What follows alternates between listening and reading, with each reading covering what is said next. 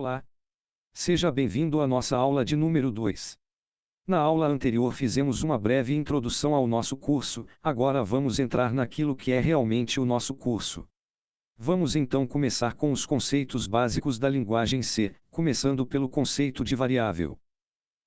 Uma variável representa uma posição de memória, que possui nome e tipo, e o seu conteúdo pode variar ao longo do tempo, durante a execução de um programa. Vamos entender melhor esse conceito com um exemplo. Duas pessoas estão conversando e precisam realizar uma conta. A primeira pessoa diz: vamos somar dois números. E continua: o primeiro número é 5, a segunda pessoa guarda o primeiro número na cabeça, ou seja, na memória.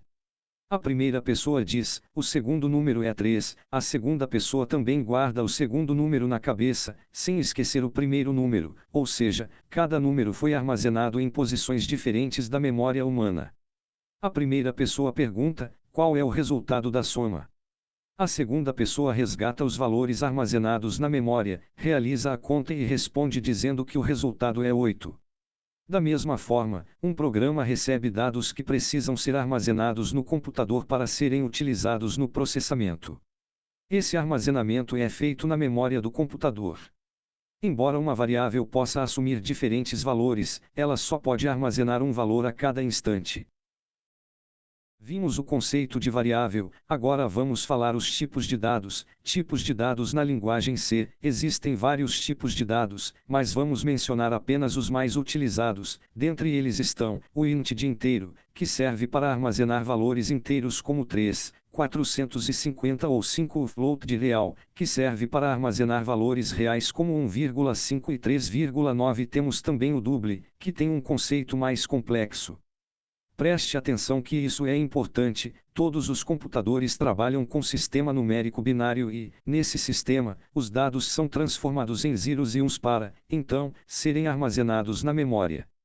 Cada dígito binário 0 ou 1 ocupa uma porção de memória chamada bit, e um conjunto de 8 bits é denominado byte.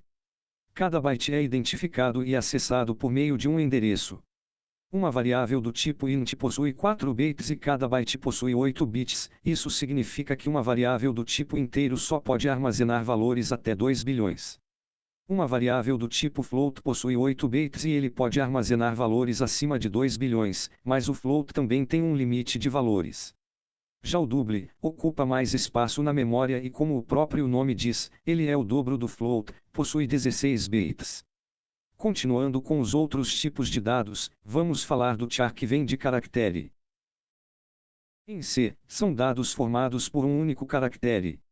Esses caracteres podem ser as letras maiúsculas, as letras minúsculas, os números e os caracteres especiais como o E comercial, cardinal, a arroba, o ponto de interrogação e o sinal de adição. Estes são alguns exemplos de caracteres.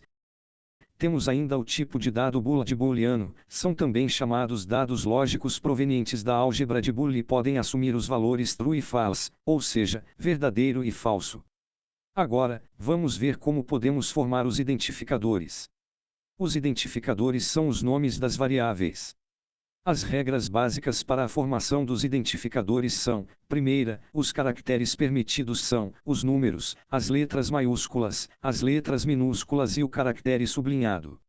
Segunda, o primeiro caractere deve ser sempre uma letra ou o caractere sublinhado.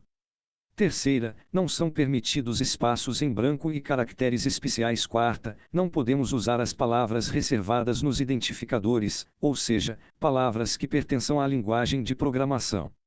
Exemplo: int, return, printf e outras. Aqui estão alguns identificadores corretos. E aqui estão alguns errados. Esta era a aula que tínhamos para hoje, mas antes de ir queria pedir-te para baixares já um para usarmos na próxima aulas, pois já vamos ver estrutura sequencial.